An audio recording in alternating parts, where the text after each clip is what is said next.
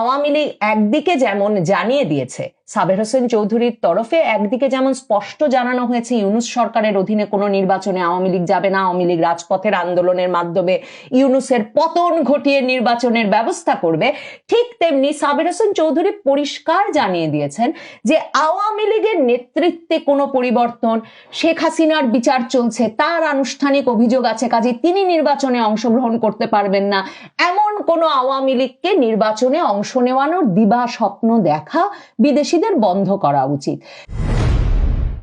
নির্বাচনের বাকি আর 4 মাস, সেই মে মাসে আওয়ামী লীগের কার্যক্রম নিষিদ্ধ হয়ে গেছে। আর অনেক মাস আগেই নির্বাচন কমিশন পরিষ্কার করে জানিয়ে দিয়েছে যে এবারের ব্যালট পেপারে নৌকা মার্কা থাকবে না। কাজে এই সময়টায় আলোচনা এবং মনোযোগের সকল কেন্দ্র থেকে যখন একরকমের বিস্মৃত হওয়ার কথা বা সরে যাওয়ার কথা আওয়ামী লীগের, তখন দেখা যাচ্ছে বাংলাদেশের রাজনীতিতে আওয়ামী লীগই সবচেয়ে বড় কৌতূহল এবং আগ্রহের কেন্দ্রে পরিণত হয়েছে, কারো কারো জন্য আতঙ্কের কেন্দ্রে তো বটেই। কারণ এখন প্রত্যেকেই বুঝতে পারছেন যে আওয়ামী লীগকে নির্বাচনের বাইরে রেখে কোনো নির্বাচন গ্রহণযোগ্য করা জাতীয়ভাবে বা আন্তর্জাতিকভাবে সম্ভব হবে না।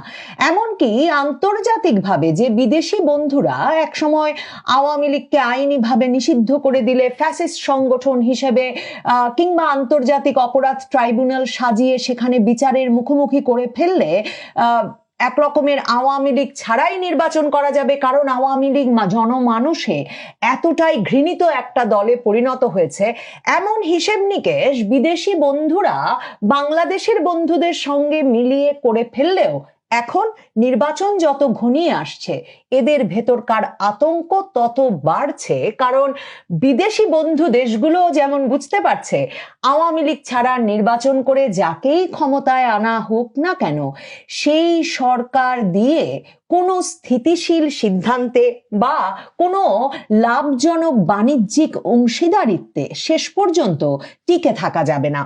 এই অবস্থায় সেই গত বেশ কিছু মাস ধরেই কিন্তু নানা রকম ভাবে আন্তর্জাতিক পরিসরেও আওয়ামী লীগের সঙ্গে যোগাযোগ হচ্ছে, এর খবর আসছিল। সাবের হোসেন চৌধুরীর সঙ্গে 3 নর্ডিক রাষ্ট্রদূত দেখা করেছেন তার বাড়িতে গিয়ে পতাকা ছাড়া গাড়িতে, এবং সেই বৈঠকের বিষয়টি তাদের দূতাবাসগুলোতে লিপিবদ্ধ না করে এক গাড়িতে করে সেই খবর এখন নিশ্চিত হওয়া গেছে।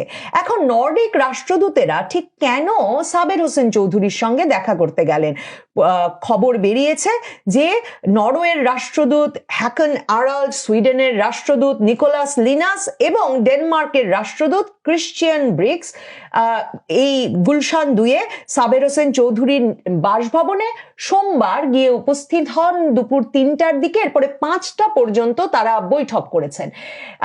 বিভিন্ন সূত্রে এ খবর একেবারেই নিশ্চিত হওয়া গেছে যে তাদের বৈঠকের বিষয় ছিল যে আওয়ামী লীগকে কি করে রাজনীতিতে আনা যায়, কি করে এখন আওয়ামী লীগকে এমন ভাবে সংগঠিত করা যায় যে তারা জাতীয় সংসদ নির্বাচনে অংশ নিতে পারে, এবং জাতীয় সংসদ নির্বাচনে অংশ নেওয়ার ব্যাপারে সবচেয়ে বড় কথা তারা যেটা জানতে চেয়েছেন আওয়ামী লীগের মনোভাব কি।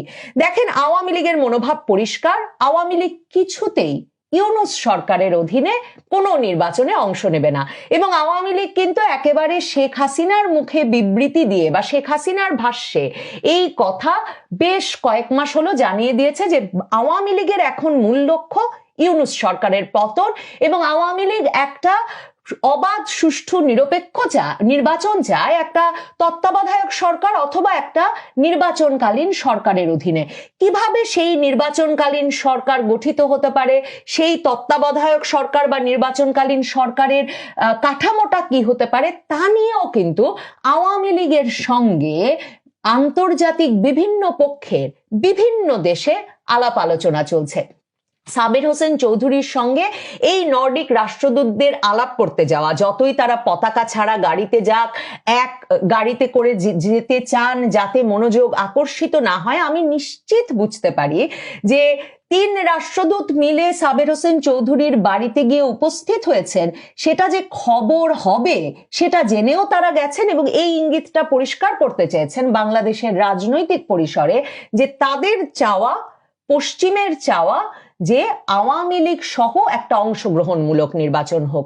দেখেন, ডক্টর ইউনূস সহ এই যে জুলাই আগস্ট আন্দোলনের একজন সক্রিয় পক্ষ, মানে যিনি রীতিমতো রাজপথেও ছিলেন, মায়ের ডাকের সাথে রাজপথে ছিলেন, কথায় কথায় হাসিনা সরকারের বিরুদ্ধে বিবৃতি দিয়েছেন, জাতিসংঘের আবাসিক সমন্বয়কারী গোয়েন লুইস, তিনি অবশেষে বাংলাদেশ থেকে তার কার্যক্রম শেষ করে এখন অন্য অ্যাসাইনমেন্টে যাচ্ছেন। তো তার যে বিদায়ী সাক্ষাৎ চলছে, সেই বিদায়ী সাক্ষাতে কিন্তু তিনি বিএনপি মহাসচিবের সঙ্গে দেখা করে পরবর্তী সংবাদ সম্মেলনে বিএনপি নেতাদের পাশে বসিয়ে স্পষ্টত বলেছেন যে জাতিসংঘ চায় সব দল নির্বাচনে অংশগ্রহণ করুক। ভাবুন তো, কয়েক মাস আগে এই জাতিসংঘই তো বলেছিল যে অংশগ্রহণমূলক নির্বাচন মানে নাকি ভোটারদের অংশগ্রহণমূলক নির্বাচন মানে সব দলকে নির্বাচনে অংশ নিতেই হবে, এমন কোনো কথা নেই।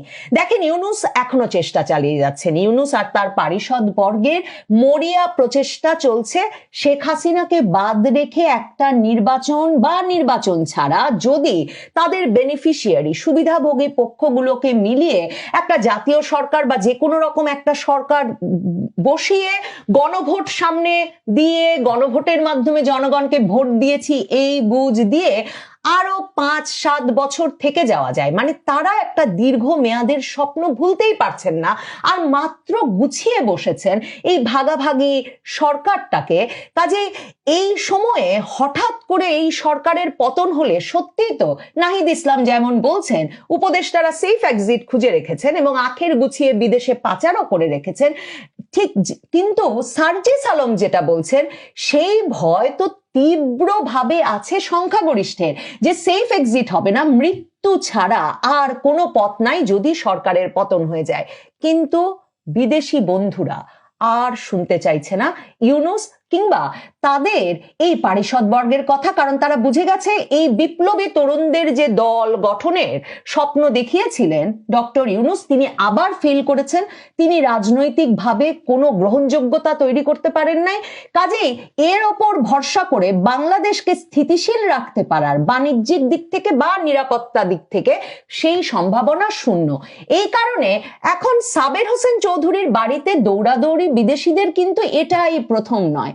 সেই মে মাসে যখন এই গুজব বলি, জল্পনা বলি তুঙ্গে যে ওয়াকারুজ্জামান, সেনাপ্রধান ওয়াকারুজ্জামান তিনি হয়তো এবং রাষ্ট্রপতি মিলে হয়তো জরুরি অবস্থা জারি করে ফেলবেন, ইউনূস সরকারের পতন ঘটে যাবে, সেই সময় যুক্তরাষ্ট্রের রাষ্ট্রদূত ট্রেসি অ্যান জ্যাকবসনও কিন্তু সাবের হোসেন চৌধুরীর বাড়িতে গিয়েছিলেন এবং সাক্ষাৎ করে এসেছিলেন। এই যে সাবের হোসেন চৌধুরী কোথাও যাচ্ছেন না গোপনে, রাষ্ট্রদূতেরাই তার কাছে যাচ্ছে। আওয়ামী লীগের পজিশনটা এখন ঠিক তাই।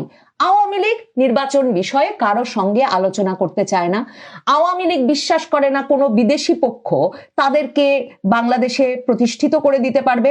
আওয়ামী লীগ রাজপথের লড়াইয়ের কথাই সকল বিদেশি বন্ধুকে বলে এবং বলে যে আওয়ামী লীগ ইউনূস সরকারের পতন ছাড়া কোনোভাবেই বাংলাদেশে কোনো নির্বাচনে কোনো ফরম্যাটে অংশ নিতে রাজি না। ইউনূস সরকার মরিয়া প্রচেষ্টার অংশ হিসেবে একদিকে মানে একটার পর একটা আইন পরিবর্তন করছেন।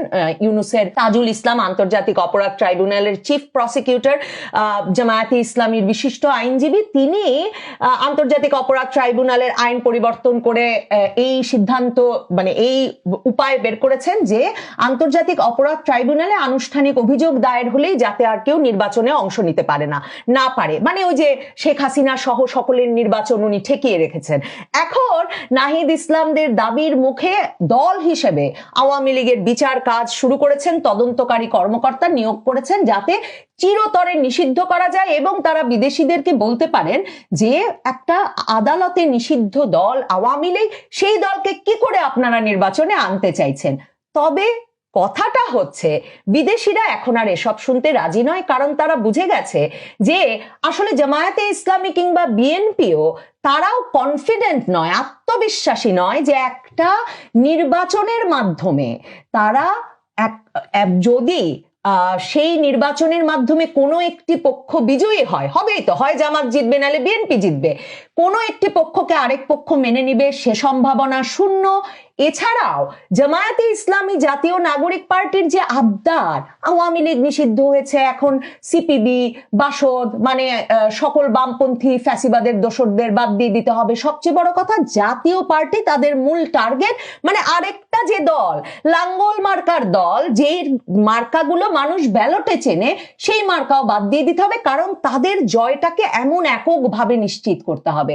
এসব আবদার একেবারে আর পছন্দ করছে না বিদেশি যে কর্মকর্তারা বাংলাদেশে একরকমের নানা রকম কলকাঠি নাড়ছিলেন, তারা এখন তাই আওয়ামী লীগের দুয়ারে দুয়ারে ঘুরছেন।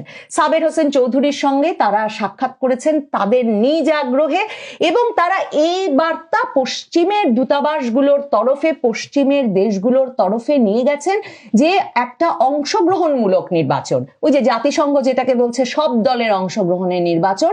তাছাড়া বাংলাদেশের রাজনীতিতে তারা স্থিতিশীলতা দেখেন না, আর আওয়ামী লীগ কিভাবে সেই নির্বাচনে অংশ নিতে পারে। সেখানে আওয়ামী লীগ একদিকে যেমন জানিয়ে দিয়েছে, সাবের হোসেন চৌধুরীর তরফে একদিকে যেমন স্পষ্ট জানানো